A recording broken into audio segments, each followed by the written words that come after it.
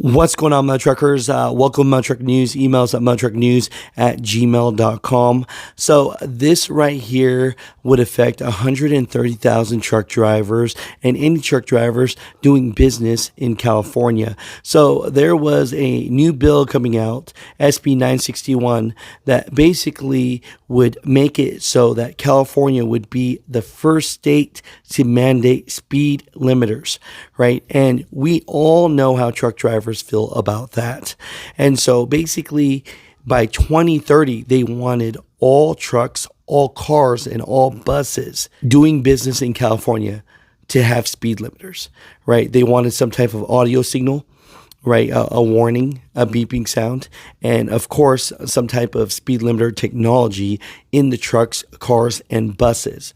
So there's a lot of people in California that are very unhappy about this because they presented this bill wanting it to be more safe for everyone on the road and thinking that by having speed limiters on all vehicles, that will make it safer and less people will die on the road.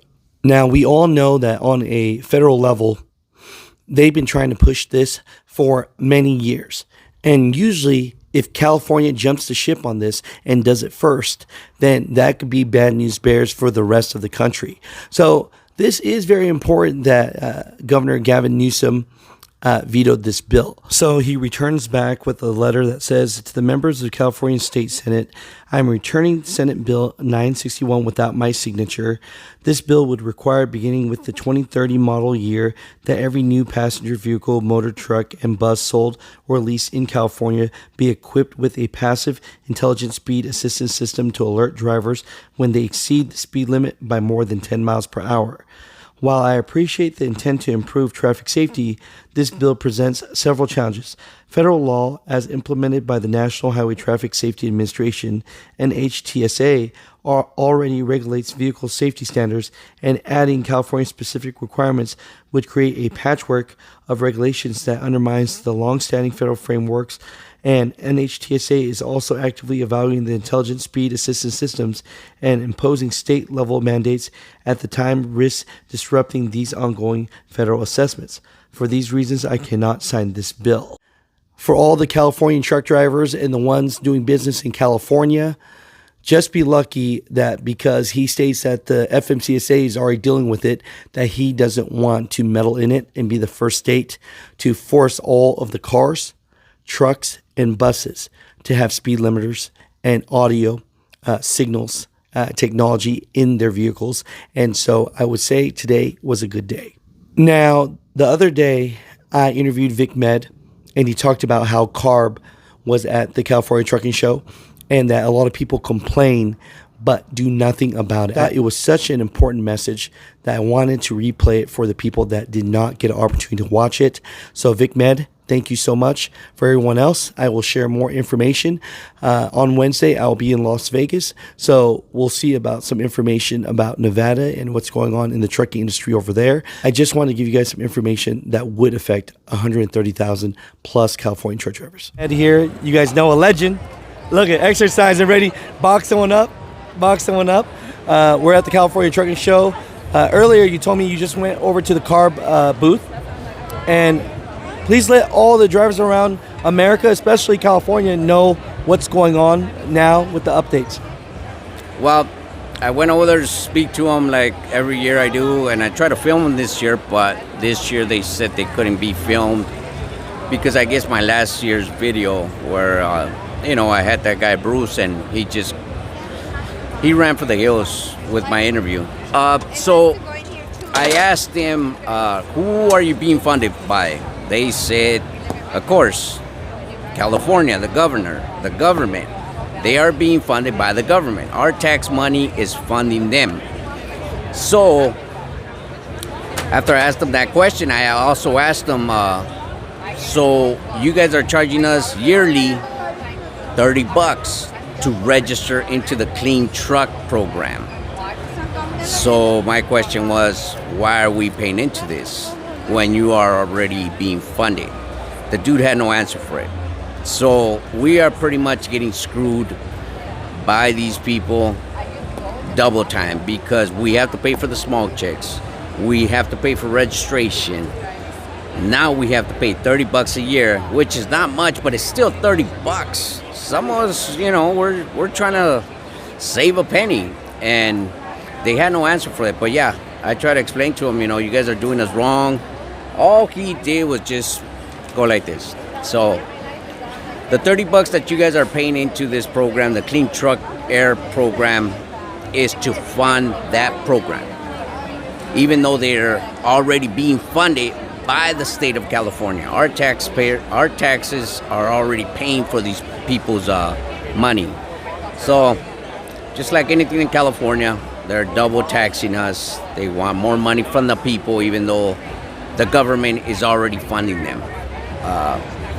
And again, there's another issue that I need to tell you guys. CARB will be posting in different areas. I'm telling my guys, do not stop, because they are not highway patrol, they are not DOT. But that's on you guys. You guys want to stop, you guys can stop.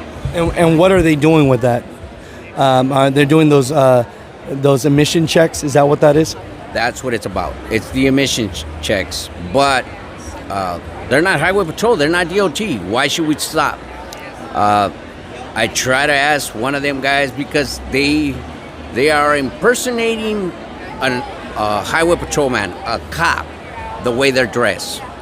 But, I asked him, do we have to stop for you guys? He said, yes. I said, show me what law says that we have to stop for you guys. Well, there's not a law. That was his reply. So, it's on you guys. If you guys want to stop for these people, go ahead and stop. But me, I'm telling my guys, don't stop, because they're not authorized to stop us. I appreciate that. And I'll put this in the beginning as well, because, I have you on the show throughout the years. We are friends. When I was driving, I would call you with a whole lot of questions. This man's like my friend / trucker mentor as well, right? And so I always love you, brother. But tell people a little bit of your experience, and, when you say your guys, how big of a fleet are you running these days?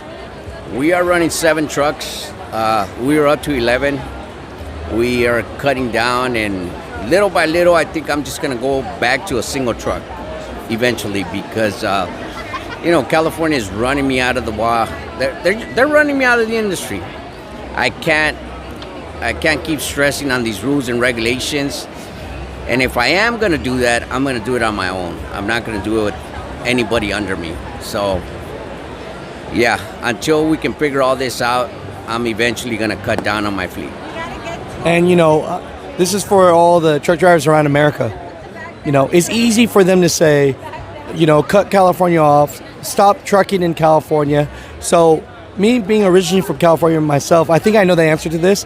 But why is it that even though it's really hard to be a truck driver or fleet owner in California, why do you continue to do it as of now? Because, rules and regulations are always going to be there, but my thing is I have to stay in the fight, I have to be one of them guys that has to raise his voice for the rest of us.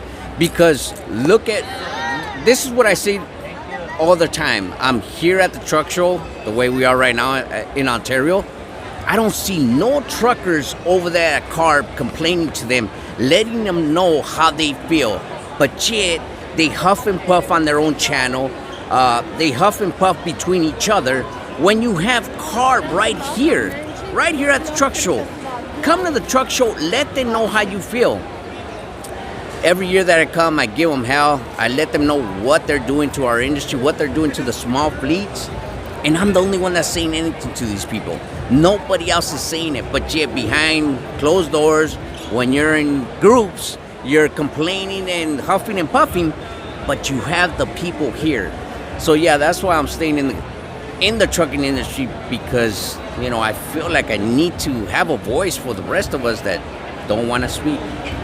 So for all the truck drivers out there, especially the ones doing business in California, if you're just yelling behind closed doors, it's not doing anything. You need to talk to your representatives. CARB is at California Trucking Show every year. They're here for a reason as well. So if you don't believe in what they're doing, let them know, because they don't know. Right now, they just think it's one guy coming up to them every year, giving them some hell, But if hundreds and thousands of drivers come up to them, they'll say, you know what? Maybe we're doing something wrong here. Exactly. I mean, I don't get it. I don't get it. CARB is screwing us. They're screwing us in California. And you guys that don't want to send out a letter, that don't want to call the governor, can't come down here and let them know how you feel about what they're doing to your industry, to our industry. How many trucks you had to sell just to come up to par to their standards? Let them know. This is the place. Well, thank you. Follow my guy Vic Med. He's a great man. Great content as far as he's just here for the truckers, and he's a great friend. So I appreciate you.